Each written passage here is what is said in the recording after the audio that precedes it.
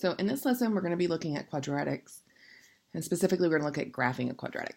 So we're going to look at how you graph one in standard form and how you graph one in vertex form. And this is part of this standard where we're analyzing functions, and specifically we're looking at graphing polynomial functions. And the specific type we're going to be graphing is a quadratic function. So a quadratic function has two general formats, just kind of like linear equations. A standard form for a quadratic equation usually looks like this. A function is a number times x squared plus a number times bx plus c. So a, b, and c. So a is a coefficient of the quadratic term because it's what's squared. B is the coefficient of a linear term, and c is our constant. So the general shape of a quadratic kind of looks like a U, but we formally call it a parabola. So a quadratic equation, when graphed, will always form a parabola. So let's go ahead and do some graphing. We're going to just go ahead for these two, not worry about how I got them, but more worry about what they actually look like. Okay, so in standard form, when we graph them, this over here looks like that, and these are not accurate, by the way. We'll look at how to do them accurately again. The point that's going to be your maximum or your minimum point, or the lowest point or the highest point, is always called the vertex. And one thing you should note is when the coefficient of x squared is positive, it opens up, so I call those a happy parabola. And if a is negative, so that coefficient of x squared is negative, it's going to open down, so I call those sad parabolas. So that's what they look like. Okay. So one of the things that always has to be true is that when we have those parabolas graphed, and let me go back and add those in. So when we go ahead and we have those parabolas graphed, one of the things we gotta know is they do have lines of symmetry that are always going to be right through the vertex. Okay, and it's called the axis of symmetry. The axis of symmetry is always going to be at a vertical line. Vertical lines are always at x equals, and we're going to call it h. And the reason is because whenever we're talking about the vertex, we're always going to be using these two variables as our x and our y coordinates for our vertex. So x equals the x coordinate of the vertex.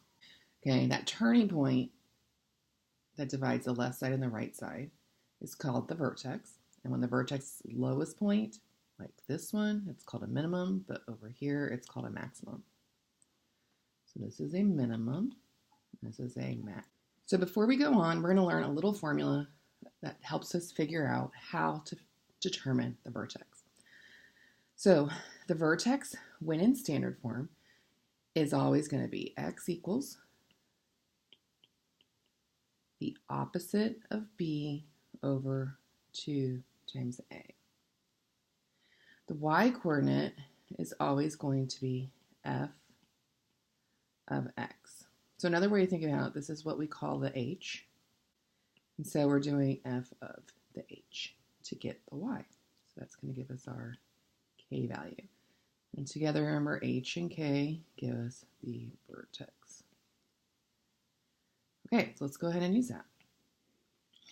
So first, is this going to have a minimum or a maximum? If a is positive, remember it's going to be a happy parabola, which means it has a minimum. On number 2, if a is negative, it's going to be a sad parabola, which means it's going to have a maximum. Number 3, a is negative, maximum. And number 4, a is positive, which means it has a minimum. Okay, so I'm going to go ahead and do the work down here for number 1. So we have the x coordinate is equal to the opposite of b, and in this case, I don't see anything, and that's because I'm adding 0x plus 0, which is why we only get 4x squared. So it's opposite of b, which is 0, over 2 times a, which gives me 0 over 8. 0 on the top is okay, which gives me 0. So now I'm going to do f of 0, and f of 0 would be 4 times 0 squared, which is 0. So the vertex is at 0, 0. And remember, the axis of symmetry is a vertical line through the x-coordinate of the vertex. And if you can find the vertex, usually everything else pretty much is easy to figure. Okay, let's go ahead and look at number 4. Okay, so on number 4, to get my x-coordinate, I'm going to do opposite of b, which b would be -8 over 2 times a. A is 1 because I don't see the coefficient in front of x squared. So that gives me 8 over 2, which is 4. So far I know my vertex is going through the point 4 something, and I also know my axis of symmetry has to be x equals 4. So remember, this is also the equation for finding the the axis of symmetry, excuse me. Okay, so now I want to do f of 4. So I'm going to go ahead and I'm going to 4 squared minus 8 times 4 plus 9. So that's 16 minus 32 plus 9, which gives me -16 plus 9, which is -7. Now let's go ahead and practice how we graph from standard form. So one of the first things we're going to do is find the axis of symmetry and vertex. Then we're going to go ahead and make a table of values. And when we do this table of values, we're going to go ahead and we're going to make sure that this is where our vertex goes. And then we're going to pick some numbers for x that are less than this x-coordinate of the vertex and some that are more. And we really can get away with just 3 points. 1 point has to be the vertex, and then another point would be to the left, another point to be or the right. You also could use some symmetry, and symmetry always is a good way to do it too. So let's practice.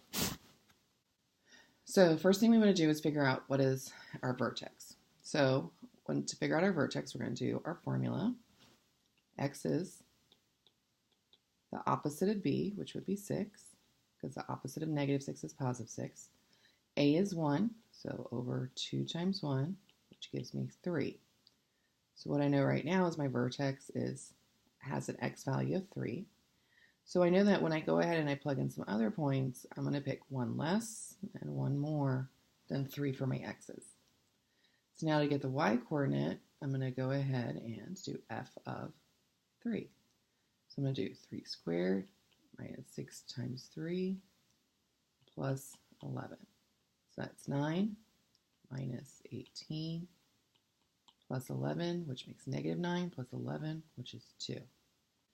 So if I go ahead and I graph that on the coordinate plane, I know at 1, 2, 3, positive 2 is where my vertex is. I also know that there's a line of symmetry right there. And I don't always have to draw the line of symmetry, but I'll show you how we can use it. And then I also know, because A is positive, that this is going to be opening up, so my points should be above there. Okay, so now I'm going to go ahead and plug in 2. So when I plug in 2, I get 2 squared minus 6 times 2 plus 11. So that's 4 minus 12, which is -8. -8 plus 11 is 3. So remember that line of symmetry we were talking about? So what should happen is if I go ahead and I say, okay, I'm 1 away from the axis of symmetry to the left. So now if I go 1 to the right is where I should find a corresponding point. So if I go ahead and I plug in a 4, we'll see how that works out.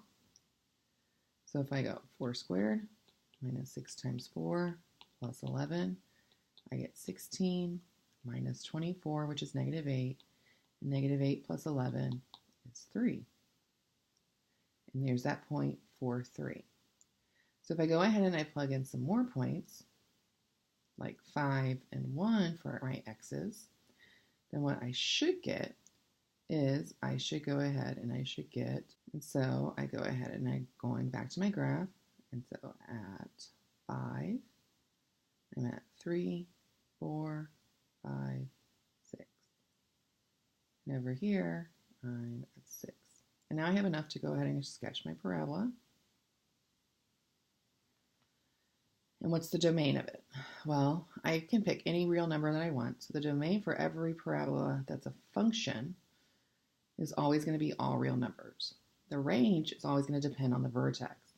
If it opens up, it's going to be numbers that are greater than or equal to the y-coordinate of the vertex. In this case, it would be 2. If it opens down, it's always going to be less than or equal to the y-coordinate of the vertex. Okay, let's go ahead and explore this one because it has a fraction and sometimes that's a little bit scary. So one of the things I notice is just looking at it is that this is negative and it's the coefficient of x squared, which means it's my a. So what does that tell you about the parabola? It tells you it's opening down. It's a sad parabola. So my a is negative 1/2. My b is the coefficient of x. And my c right now is 0 because I'm not adding or subtracting any constants. And so now I can go ahead and I can use my formula to find my x coordinate, my vertex. So I'm going to go opposite of b, opposite of negative 1, over 2 times a, which is negative 1/2. Well, I know that the opposite of negative 1 is 1, and positive times a negative in the denominator is negative, and half of 2 is 1, which gives me negative 1. So now I can go ahead and I can figure out a couple things. I know my axis of symmetry is going to be going through negative 1 on the x-axis. And now I got to figure out the y-coordinates to figure out exactly where the vertex is. So I have y is negative 1/2 times negative 1 squared minus negative 1. Okay, now in this case I'm going to end up with a fraction, but that's okay. So I have negative 1 squared makes 1, negative 1/2 times 1 is negative 1/2, minus a negative makes a plus, which gives me positive 1/2. Okay, so if I go ahead and graph that, negative 1, positive 1/2, I get a point that's right about there. And then I'm going to go ahead and I'm going to use symmetry to find some other points. So I'm going to go ahead and do negative 2 and negative 3 for my x values. And I'm going to go ahead and plug those in. So if I go ahead and I plug in a negative 2, I get negative 1/2 times negative 2 squared minus negative 2. Negative 2 squared is 4. Half of 4 is 2, which makes a negative 2. Minus a negative 2 makes a positive 2. And that makes 0. And knowing that these are each 1 to the left and 1 to the right of the vertex, I know that at negative 3 I also would have a 0. And now I have my parabola.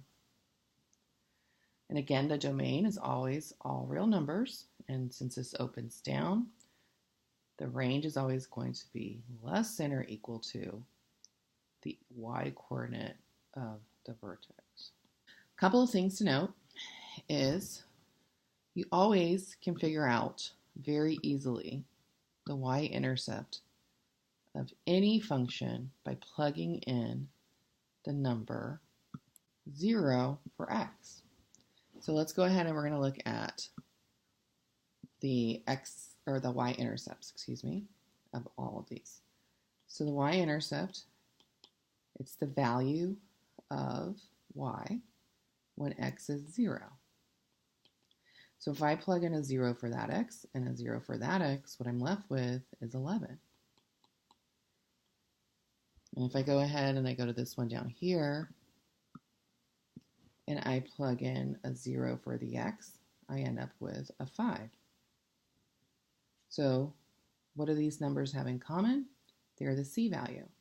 And so we basically are saying that c is always going to give us the y-intercept.